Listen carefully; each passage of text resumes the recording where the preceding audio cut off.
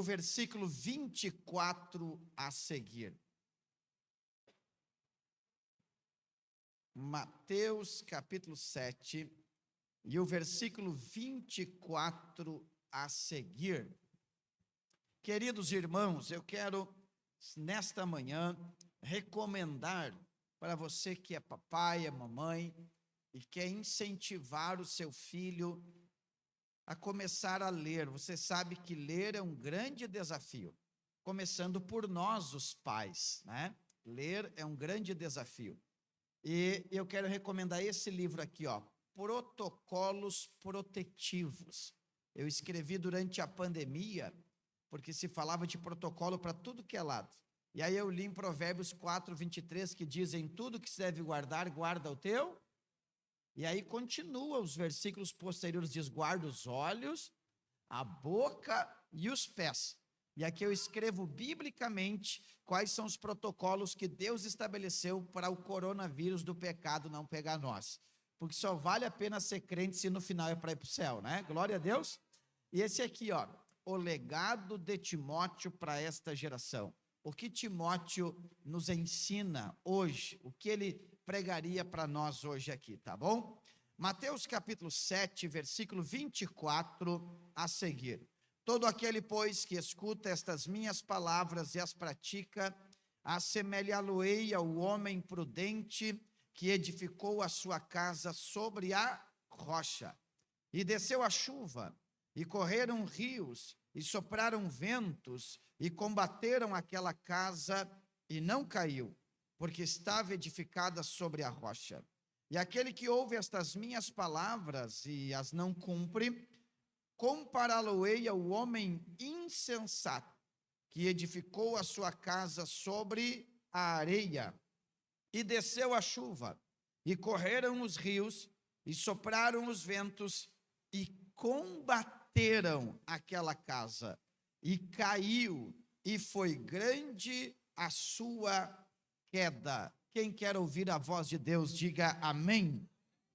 Eu quero falar hoje sobre a casa que tenho foi o lar que eu construí. A casa que tenho foi o lar que eu construí.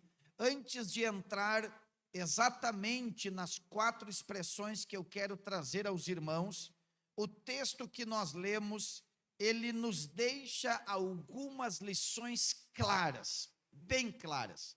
A primeira lição que esse texto nos ensina é que todos nós enfrentaremos tempestades.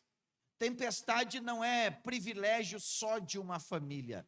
Tempestade faz parte de todas as famílias. E repito, passar por lutas e passar por provas não tem nada a ver com fidelidade. Infiéis sofrem e fiéis também sofrem. A segunda lição clara que esse texto nos dá é que nem todo esforço é útil, porque você vai perceber que tanto o homem prudente quanto o insensato, os dois estão construindo. O verbo construir está nos dois contextos, e construir gera gastos, gera esforço, incômodo, dor de cabeça.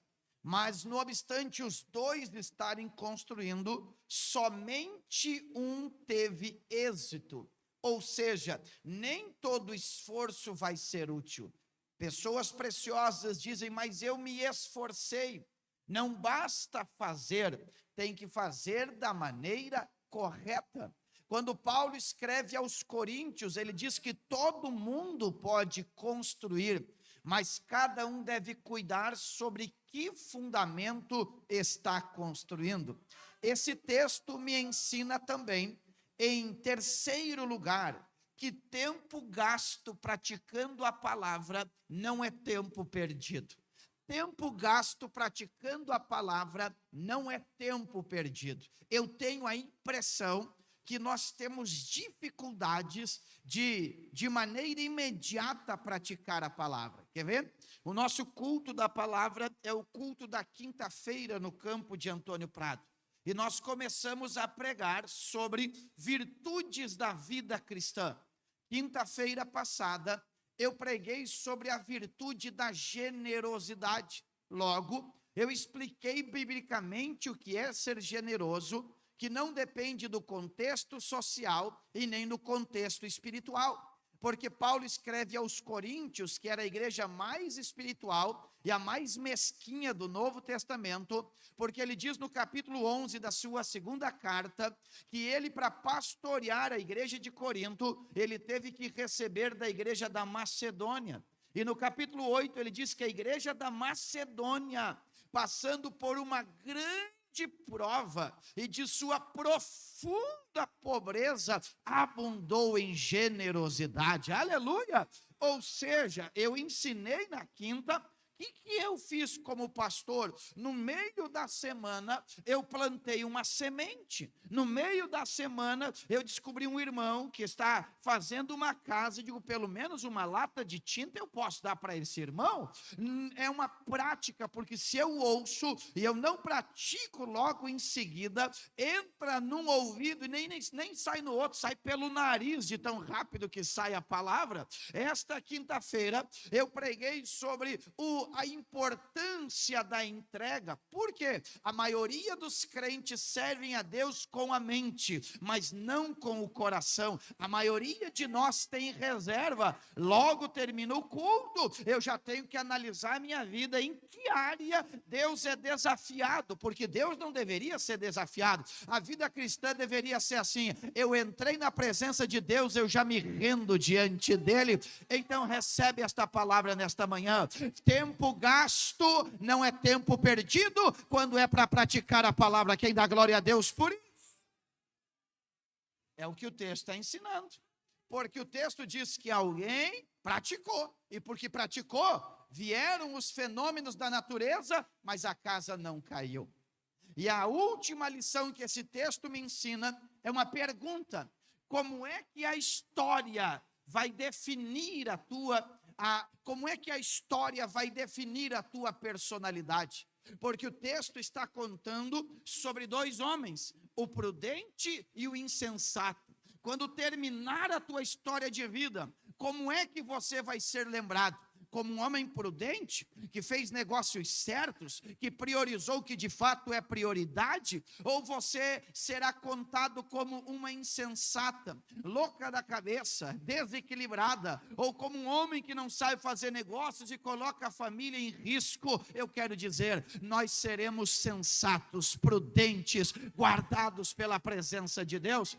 Agora, depois desta análise deste texto, eu quero que vocês guardem o que o pastor vai ensinar nesta manhã. O texto diz, no versículo de número 25, que veio 3 fenômenos contra aquela casa. Perceba que não é simplesmente um acontecimento. A Bíblia fala sobre a chuva, a Bíblia fala sobre rios e a Bíblia fala sobre ventos. A chuva vem para tocar o telhado. O diabo é louco para bagunçar a cobertura espiritual da nossa casa. Os rios correm para bagunçar com o fundamento da nossa casa. O diabo é louco para bagunçar aquilo que sustenta a tua casa. E os ventos sopraram para derrubar a parede. E parede é privacidade, parede é proteção. O diabo está louco para fazer isso, mas quem está na rocha, o vento sopra, a chuva cai, o rio corre, mas a casa não cai. Quem recebe esta palavra? Agora, guarda isso aqui. Eu quero falar rápido nesta manhã sobre 4 tipos de casa na Bíblia. E aí você vai analisar com humildade, com quebrantamento. Miriam vai analisar a nossa casa com humildade, com quebrantamento. E nós vamos diagnosticar qual é o tipo de casa que nós estamos construindo. Lembra do tema? A casa que tenho foi o lar que eu construí. Algumas sentenças que eu tenho que dizer. Ninguém pode reclamar daquilo que decidiu tolerar. Ninguém pode reclamar daquilo que decidiu tolerar. A segunda máxima é que ninguém está autorizado a expulsar da tua vida aquilo que você decidiu que deve permanecer. Ninguém. Pode chegar na sua casa o pastor mais ungido que você possa intitular, ele não tem autoridade para expulsar da tua casa aquilo ou aqueles que você já convidou para permanecer. Então guarda esta palavra. 4 tipos de casa. A primeira está em Gênesis capítulo 19 e versículo de número 30. Quando o Senhor vai subjugar Sodoma e Gomorra, o Senhor, de maneira providencial e misericordiosa, o Senhor abre a porta do livramento e então dá uma oportunidade para Ló. Deus dá uma oportunidade para a família de Ló, e vocês já sabem o contexto histórico. A mulher de Ló desobedece uma orientação pontual de Deus. Perceba, a orientação que Deus te der pode ser esquisita, mas obedeça, porque Deus é o Deus que vê além da curva.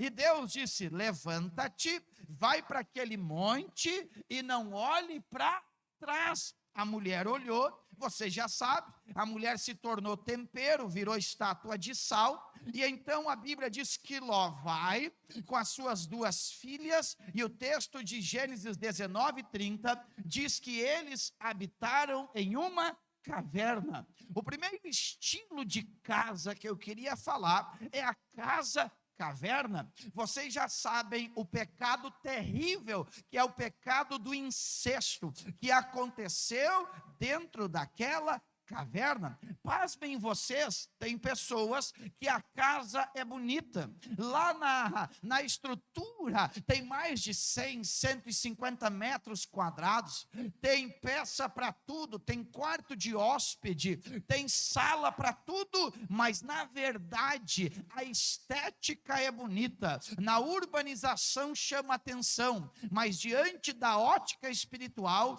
não passa de uma caverna. Quantas casas são casas cavernas? E o que nos chama a atenção em uma casa caverna? Primeiro, em uma caverna não há luz, não há iluminação. Geralmente são obscuras, geralmente são tenebrosas. Quantas casas que já não se acende mais a lâmpada? Mateus capítulo 5, versículo 15, eu disse ontem, é que a lâmpada não é escondida, mas é colocada no velador para iluminar toda a casa. Casas obscuras, pessoas cheias de segredos, não compartilham as suas necessidades, não compartilham as suas frustrações. É casa caverna. Você tem que entender que eu tenho minhas particularidades. Daqui um pouquinho, olha o que eu vou dizer. Daqui um pouquinho, na idade da Miriam, ela passou mais tempo comigo do que tempo com os pais dela, mas ela tem não o individualismo, ela tem a individualidade dela, só que existem coisas que não podem ser segredos. Casa caverna é casa escura. A minha melhor amiga é a Miriam, por isso que um dia eu encontrei um casalzinho na porta da igreja, conversando, eu digo: e aí, seu namoradinho? E ela disse: não, pastor, ele é o meu melhor amigo. Eu digo: pois é, aquela guria lá é minha melhor amiga. Deu certo. Então nós temos que compartilhar segredos, nós temos que compartilhar crise. Miriam sabe, quando eu estou inquieto, ela diz: ó, o Marciano está ansioso, está com uma crise. Daqui um pouco eu olho para Miriam, eu tenho que discernir, alguma coisa aconteceu lá no Uruguai com a família dela. Nós temos que andar na luz. Olhe para mim aqui, ó. Deixa de andar na escuridão. A tua casa não é caverna, a tua casa é a habitação da glória de Deus. Quem recebe esta palavra? Aí o cara morre, está com 1 milhão no banco, a coitadinha da veinha não sabe. É brincadeira, 1 milhão, isso aqui é uma hipérbole, né? Mas não sabe nada. Às vezes o irmão é azedo, é áspero, tem que abrir o coração. Foi aquele problema que você teve quando tinha 15 anos, que te faltaram o respeito, que te ignoraram, que te subjugaram, e você fechou o coração e disse: quer ver quando eu crescer? Ninguém mais me subjuga, e você trouxe problema para dentro de casa. Acende a luz da palavra nesta casa. Em uma caverna, em segundo lugar, tem umidade, tem mau cheiro. Vai nesse interior da Serra Gaúcha, é muito bonito.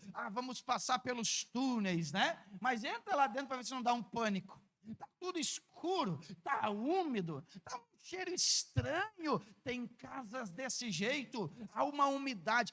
As irmãs que são donas de casa sabem, quando tem umidade, o piso está vertendo água, já dá é uma coisa ruim demais. Tu vai botar uma roupa, tu não sabe se aquela roupa está bem seca, se está gelada, se está úmida. É um constrangimento, é falta de conforto. Olhe para mim, Deus não quer que a sua casa seja uma caverna.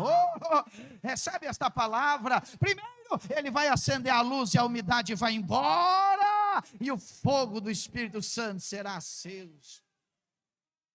Terceira observação: caverna não é lugar de gente, caverna é lugar de animal.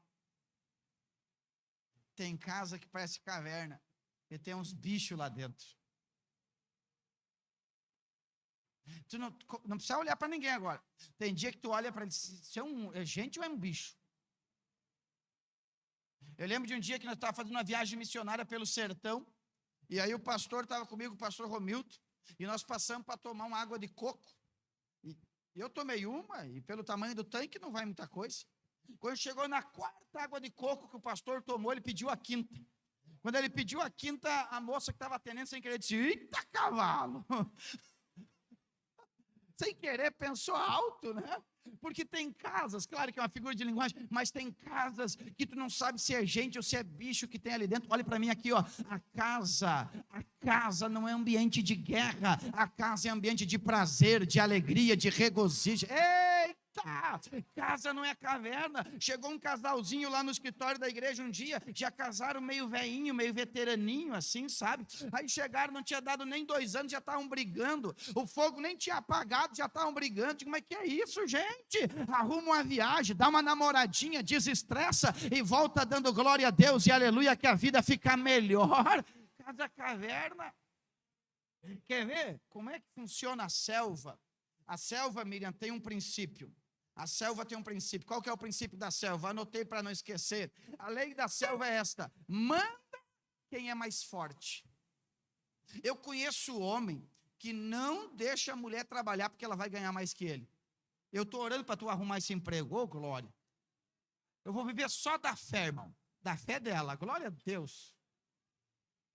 Se o Elias chegou e tinha uma lá em Sarepta que ia sustentar, Deus, usa a tua serva. Mas conhecemos crente que não tem.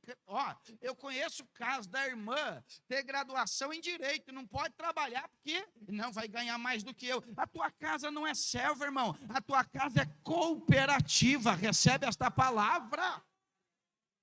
Recebe, irmão, aleluia, recebe essa palavra. Não, outra coisa, tem família que tem caixa 2, tu já viu isso? Sabe o que é caixa 2? Sabe o que é caixa 2? Não tem caixa 2. Pode ter briguinha, pode ter DR, discussão de relação, mas no fim o que tem lá é meu e dela, e acabou a história. Amém? E ela tem acesso à conta, só que ela esquece a senha. Amém? Mas o problema é dela, não é meu. Já saiu das minhas mãos, já estou limpo desse sangue. Mas tem que saber, vai que tem que comprar uma coisa, vai que tem que socorrer. Olhe para mim, a sua casa não é selva, deixa a tua esposa prosperar. Mas o que a minha mãe vai achar da minha mulher ganhar mais do que eu? Tua mãe vai achar um máximo, porque ela quer mesmo que Deus prospere a tua casa. E se ela não achar isso, é porque o maligno já soprou um ventinho no ouvido dela, mas Jesus vai apagar a voz do diabo e vai falar a voz do Espírito. Oh, glória! Vamos lá? Segundo tipo de casa na Bíblia, anote aí. Jeremias 37, versículo 15. É a casa prisão. Jeremias era um profeta.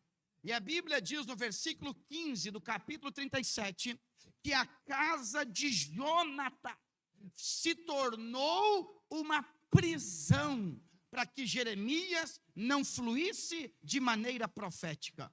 Ou seja, era uma casa e que agora se tornou uma cadeia. Ô pastor, está contando a minha história. Eu sou profeta, irmão, aleluia. Isso é um revelamento. Tem casa que é cadeia, tem casa que é prisão, que o homem ou a mulher não tem liberdade nenhuma. Eu sei que quem casou abandona o estilo de vida de solteiro, é bem verdade. Só que casamento não é regime fechado e nem regime aberto. Casamento é plano de Deus para que os dois se realizem e glorifiquem a Deus em todas as coisas. Quantas pessoas preciosas, mas a casa virou uma prisão. E o que isso significa? 3 coisas. Primeiro, uma casa que limita o ministério. Queridas, olhe para o pastor aqui, ó, com todo o respeito. A minha experiência pastoral é a minha, não serve para os outros. Mas nesses anos que eu sou pastor, ano que vem em março, vai completar 14 anos que eu sou pastor. E na minha pequena experiência pastoral, o pastor Levi tem mais tempo de ministério. Mas eu cheguei à conclusão, nas igrejas que pastoreei, que as grandes divisões que aconteceram porque faltou equilíbrio nas mulheres. Eu vou dar a minha tese. Ninguém será usado sem ser tratado. Primeiro Deus trata, depois Deus usa. Diga comigo, primeiro Deus trata, depois Ele usa. Olhe para cá. Esta é a máxima do sistema de Deus. Ele não usa ninguém sem primeiro tratar. Quantos aqui já varrendo a casa, lavando a louça, trabalhando na empresa, dirigindo, já teve aquele momento de orar e dizer: Deus, eu quero ser usado por ti, eu quero ser usada por ti. Alguém já pediu? Mas Deus primeiro trata, depois Deus usa. Então você está orando aqui, dizendo: Deus me usa. Pá, chegou no sistema de Deus, Deus ouve como? Me trata. E você diz: Deus, eu quero ser usado. Deus diz o quê? Quer ser tratado? Porque quando você pede para ser usado, você ativa o sistema de Deus e Deus te trata. Aí você diz: Deus, quero ser usado. E Deus diz o quê? Quer ser tratado? Aí Deus diz: deixa para mim, eu vou te tratar. E você diz o quê? Vai me matar. Porque o tratamento de Deus parece que é para a morte, mas não é para a morte, é para a glória de Deus. Pastor, e o que tem a ver mulher com isso? É que todo homem, ele tem 5 minutos de loucura no ministério dele. Quantos homens? Todos. Aí uma irmã perguntou para mim: pastor, é 5 minutos de loucura por dia? Eu digo: se é por dia interna, é porque não tem mais recuperação. Não, 5 minutos de bobeira, me ofenderam, me judiaram, chego em casa, digo: acabou. Aí a mulher não pode ter espírito de Jezabel, dizer: quem é que não te vendeu a vinha? Não, a mulher tem que ser sábia. Ela olha para o homem e diz: fica tranquilo, se Deus está te tratando é porque Deus quer te usar. Oh, glória! Recebe esta palavra em nome de Jesus. Mas tem casa que é prisão, limita o ministério. Olhe para mim aqui, eu acho que já passou um pouco desta febre, mas eu sou do tempo que guri da igreja que é pregador tinha que casar com guria cantora. Eu tenho na igreja um lá que já errou 2 vezes de alvo, porque ele quer cantora, canta, serva. Não, Miriam não canta, mas ela não quer, tá? Mas cozinha bem, me cuida bem, bendito, me dá cheiro, me dá abraço. Deixa para lá, só isso aí, tá? Glória a Deus por isso. Por quê? porque ela tem um ministério, e eu não posso fazer da minha casa uma prisão, amarrar, eu tenho que potencializar. Outra coisa, o pastor da igreja sou eu lá em Antônio Prado, não é Miriam. Quando eu viajo, eu olho para o vice e digo, o pastor está aqui agora, não é minha mulher, deixa ela em paz, porque a minha casa não é prisão, eu não estou para colocar um peso que não está sobre ela, o peso é sobre mim, e eu respaldo o ministério dela. Eu sei que alguém recebeu esta palavra. Casa prisão. Dentro da casa prisão, os sentimentos estão presos. Sabe aquela relação que só um fala? É normal que um fala mais. Quem vocês acham que fala mais entre eu e a Miriam? Ó.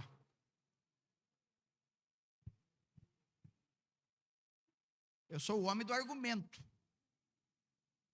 Eu sou o homem do argumento. E a Miriam é a mulher da razão. E no fim ela tinha razão mesmo. Porque mas nós aprendemos, eu e ela, que entre ter razão e ser feliz a gente quer ser, mas tem dia que tem que falar. Tem dia que tem que botar tudo para fora.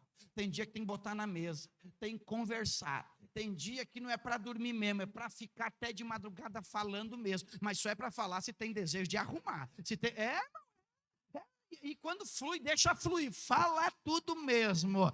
Aí depois termina com oração, com quebrantamento. Só Deus sabe o que vai acontecer depois. Aleluia, bendito seja Deus. Mas não pode ser uma prisão. Quem está entendendo o que o pastor está dizendo? E vou dizer mais para a gurizada, hein? Elas estão sabidas, hein? Não tenta ganhar no argumento que tu vai perder, hein? A casa prisão, em terceiro lugar, não há percepção do que está acontecendo do lado de fora. Quem está preso não sabe o que está acontecendo do lado de fora. Tem pessoas tão encalacradas dentro da própria casa que não perceberam o que está acontecendo do lado de fora. Eu quero dizer para você que esta bolha social que você se meteu não é a vida. Deus está trabalhando além do que você está vendo. Glória a Deus por isso. Deus está trabalhando além do que você está vendo. Deus não perdeu o controle. Você olha de um lado tem parede, olha do outro lado tem parede, mas acima do telhado tem a mão de Deus trabalhando por você e por sua casa. Nesta manhã eu recebo autoridade para dizer: a tua casa vai deixar de ser prisão e vai ser uma casa cheia da glória e da presença de Deus. Oh glória! Deu para entender o que o pastor está dizendo? Terceiro tipo de casa, anote aí. Mateus capítulo 12, versículo 43 e 44. Coloque casa vazia. Você lembra que o texto bíblico diz que uma vez a casa sendo limpa, varrida, se ela ficar vazia, aquele espírito que saiu dali, ele chama mais 7 camaradas e eles voltam para bagunçar aquela casa. Perceba, a casa está varrida, ela está ornamentada, mas ela está vazia. Então aquele demônio que antes habitava ali, ele chama mais 7 amigos e ele vem para bagunçar aquela casa. Perceba que esta casa não é vazia por ausência de pessoas, mas é vazia pela ausência da presença de Deus. Uma casa cheia não é uma casa cheia de pessoas, mas é uma casa cheia da bênção de Deus. Então esta casa é vazia porque Deus não morava mais dentro desta casa. Em segundo lugar, esta casa é vazia porque não havia mais o governo de Deus sobre aquela casa. Olhe para mim aqui, todo mundo.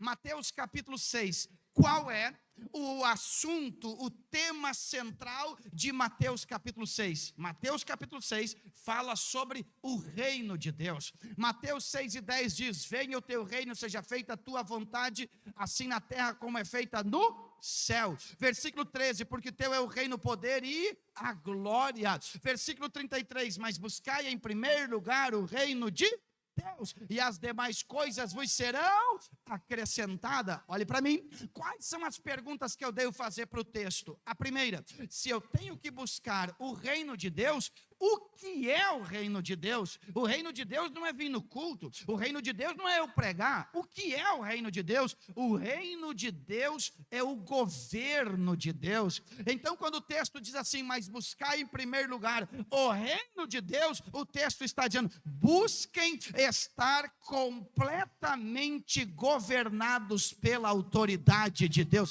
Recebe esta palavra? E o texto diz assim, ó, porque teu é o reino, teu é o poder e tua é a glória. O que é o reino de Deus? É o governo de Deus. O que é o poder? É o que dá força para as leis do reino. Por exemplo, Leandro, se aqui tem uma lei orgânica que é proibido caminhar depois das 11 horas na praça, e você é um guarda municipal, você está de acordo com a lei orgânica, depois das 11 você pode caminhar e expulsar quem está ali de maneira ilegal, porque você está debaixo do governo, logo você tem autoridade. Então o texto está dizendo assim, ó, que todas as casas que estiverem debaixo do governo de Deus têm autoridade para mandar embora aquilo que é ilegal. Recebe esta palavra? Eu levanto a minha mão para profetizar e você veio para receber. Aquele demônio sem vergonha que foi destinado para bagunçar a tua casa, ele vai ser queimado pelo poder da palavra, porque você está debaixo do governo e você tem o poder do reino de Deus. Quem recebe, oh glória. E o que é a glória de Deus? A glória é a atmosfera do reino de Deus. Quantos querem que a glória de Deus estejam dentro das suas casas? Quantos querem?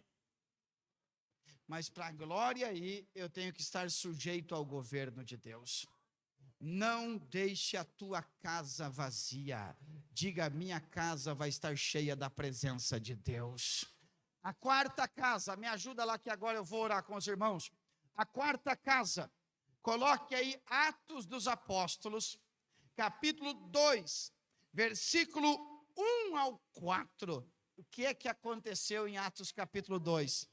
E ao cumprir-se o dia de Pentecostes, estavam todos reunidos no mesmo lugar, e de repente veio do céu como um som de um vento impetuoso, veemente, e encheu, o que é que ele encheu? Toda a casa, e foram vistas línguas como de fogo, pousando sobre cada um deles, e todos foram cheios do Espírito Santo, e começaram a falar em outras línguas, segundo o Espírito lhes concedia que falassem. Então a quarta casa é a casa cheia, diga glória a Deus por isso.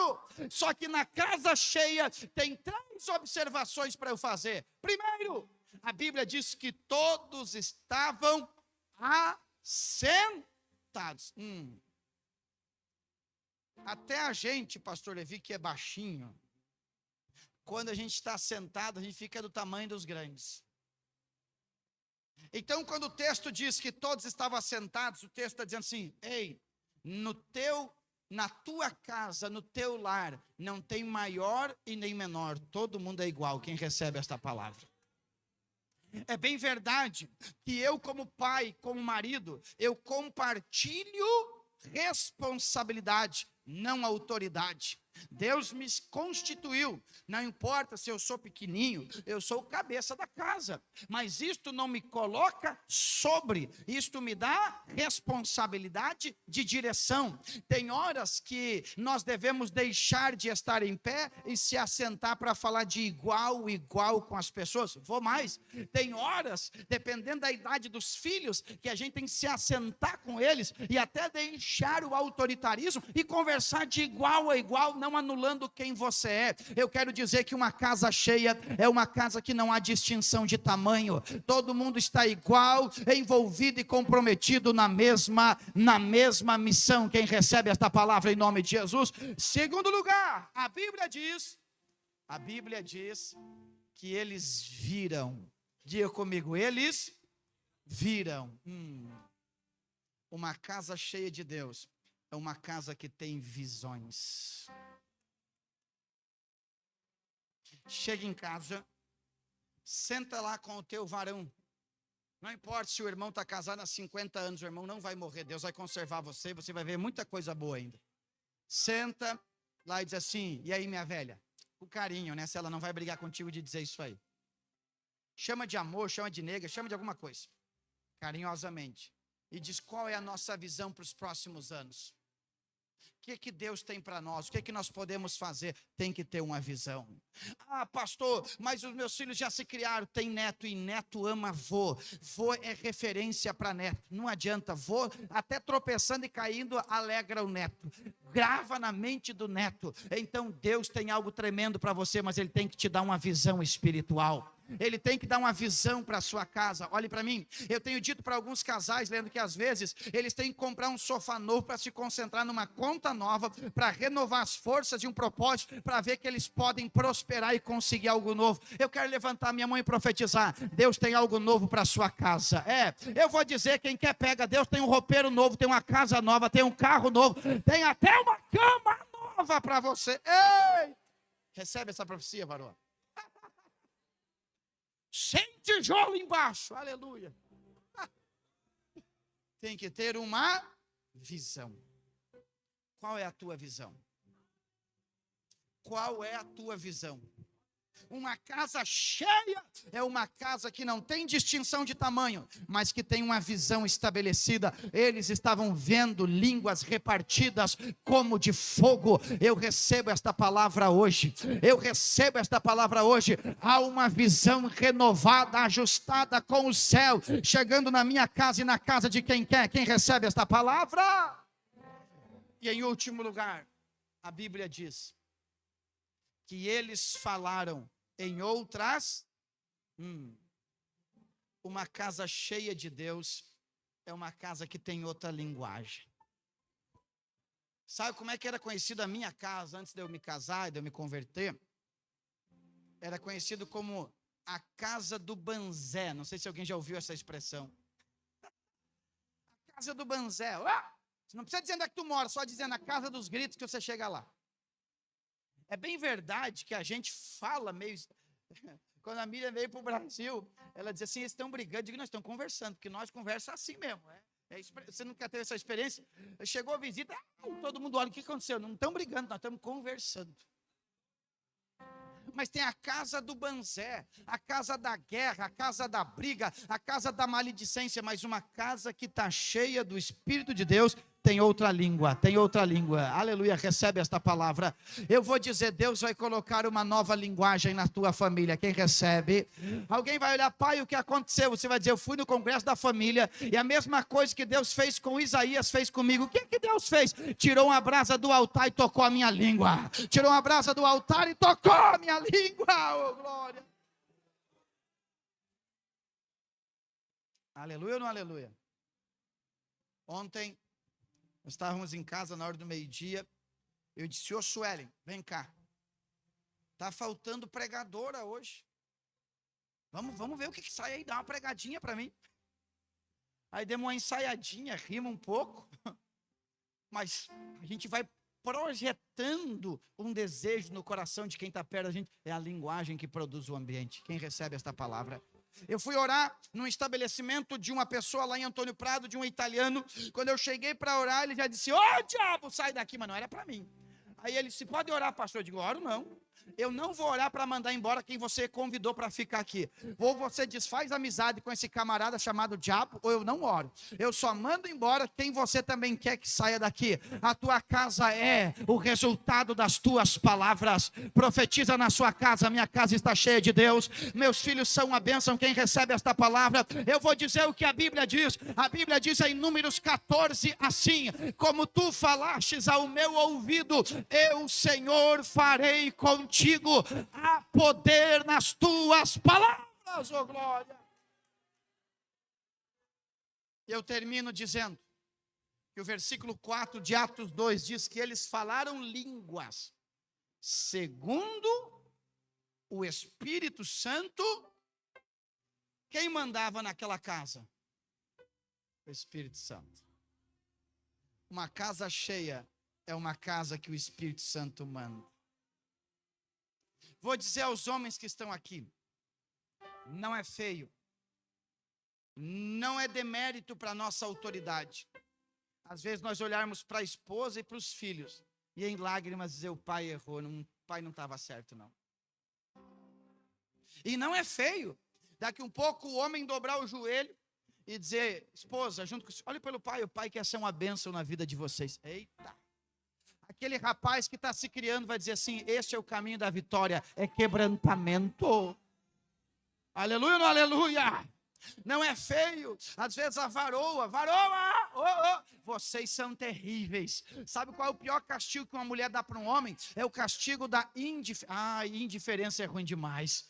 Ela está na cozinha, daí o homem passa, ela faz assim e não conversa. A gente parece um cachorrinho que lambeu uma lata de banha, né? Fica tudo apavoradinho, não sabe o que faz. Outra coisa, vocês não sabem o poder que vocês têm, as mulheres. Vocês têm um gatilho emocional do homem. Quer ver? Ele vai dizer, estou saindo. Não sai. Ele já fica com o pé atrás, vai bater o carro, vai furar o pneu, não sei o que vai acontecer, vai cair um raio. Para de ser assim. Use a tua boca e profetize bênção sobre a sua casa. Varão, ajuda na oferta depois que está dando certo, viu? O poder das palavras. Se coloque em pé. Eu quero a minha casa cheia de bênção. Deixa eu pontuar mais 2 ou 3 coisas assim, bem aleatórias. Quantos aqui tem mais de um filho? Quem tem mais de um filho? Ter um filho é um privilégio. Ter 2 é um privilégio maior ainda. Sabe como é que eu gostaria que fosse a vida? Eu queria nascer com a inteligência de 80 anos. Aí depois vai diminuindo, sabe? Claro, inteligência de 80 com corpo de 18, viu? Mas tem uns 18 esgualapados também, né? Sou um velho assim, tô legalzinho aí. Escute isso aqui. Seria legal se a gente... Não tem manual. Às vezes o que dá certo lá em casa não dá certo na sua casa. Mas eu tenho visto uma coisa, posso falar debaixo do temor de Deus? Nós que temos o privilégio de ser pai mais de uma vez, nós não temos o direito de repetir os mesmos erros com o segundo que erramos com o primeiro. E uma das coisas que mais acontece, eu não tenho uma resposta física estruturada para lidar, é que quando a gente aprende a ser pai e vem o segundo, a gente frouxa as coisas, achando que ser firme fez mal para o primeiro. E o que vem em segundo, se ele tem 5 anos de diferença do primeiro, ele já vem que é um raio na frente do primeiro. Pode ter certeza disso. Se tu tem um filho de 15 anos e um de 12, o de 12 é muito mais ninja que o de 15. E aí, outro problema, olhe para mim. Quando a pessoa é pai depois dos 35 anos, aí está ralado. Eu chamo de filho da velhice. Aí pisa na cabeça do pai, chuta a canela, faz o que quer, porque agora ele já misturou se é vô ou se é pai. Não, isso aqui não é uma crítica, é uma constatação. É uma constatação. Eu conheço gente que foi pai depois dos 40. O filho faz o que quer com o velho. Faz o que quer, dobra, bota no bolso, dobra, desdobra, bota no bolso de novo. Não, você não pode ser levado pelo emocional. Há uma linha mestra. E o não proibitivo tem que fazer parte da sua casa. Deu para entender o que o pastor está dizendo aqui? Deu para entender, Miriam? Não é uma crítica, é uma observação. É uma observação. Então eu quero orar por minha casa. Porque eu quero ser vô, e eu quero ser vô e ser uma bênção. E eu aprendi, pastor Levi, o senhor já é vovô, não? Eu aprendi que o homem é um cavalo selvagem, que o filho doma e o neto monta. Aí eu vou, vai complicar com o vô para ver o problema. Vô, irmão. Mas você é pai e você é mãe. Você tem que cuidar da sua casa e fazer a sua casa ser cheia da presença de Deus. Eu quero, irmão, Eu disse ontem para vocês, longe de mim pintar um quadro de perfeição. Eu estou que nem vocês, eu quero que a minha casa seja uma referência na presença de Deus. Eu quero orar contigo agora. Pastor, eu quero orar junto contigo, vamos orar? Está encerrando aqui a palavra. Eu não quero ser a casa caverna, eu não quero ser a casa prisão, eu não quero ser a casa vazia, eu quero ser a casa cheia, cheia da presença de Deus. E eu vou dizer, ouça o que o pastor está dizendo, tua casa vai viver o melhor momento da tua família ainda. Eu estou diante da minha esposa, eu vou fazer um convite para orar agora. Eu posso falar olhando para ela, nós estamos vivendo o melhor momento da nossa vida. O momento da maturidade, o momento da direção para os filhos, o momento do quebrantamento, de olhar olho no olho e pedir perdão, o momento de conhecer as particularidades, a linguagem do olhar, a gente já está nisso aí. Quando você passa dos 15 anos, você já começa a ter outra linguagem. Tem gente que está 30, 40 anos e outro, oh, glória por isso. Só que isto não quer dizer que nós estamos isentos às lutas, às provas, às contrariedades, mas a presença de Deus estando, Ele vai acomodando todas as coisas. Se você quer orar comigo agora, sem se preocupar com quem não veio, mas você vai levar uma bênção para a sua casa. Quer orar comigo agora? Sem esperar por mais ninguém. Quer orar? Sai do teu lugar e vem aqui no altar. Vamos orar juntos em nome de Jesus. Vamos orar juntos em nome de Jesus. Tudo aquilo que é ideia, que é conceito que o pastor Marciano trouxe, você pode rejeitar, mas o que é a palavra de Deus você não pode rejeitar. O que a palavra de Deus permanece aqui, permanece em Antônio Prado, permanece em qualquer lugar, né? Davi, a palavra de Deus não altera, ela sempre está permanecendo em qualquer lugar. Vem que nós vamos orar, vem que nós vamos orar em nome de Jesus, em nome de Jesus. Quem sabe você está aqui e tem as suas provas, porque sabe qual é o pior crime? Eu vi o senhor falar aqui sobre ser pai e tal. Isso é de Deus. Eu ouvi alguém da psicologia dizer que um dos piores crimes é a orfandade paterna. Alguém da área falou, não foi um pastor. Quem trabalha com conselho tutelar sabe, está dentro das casas, o que falta é uma postura dos homens, assumir a sua tarefa. Mas eu quero dizer para vocês, nós faremos a diferença.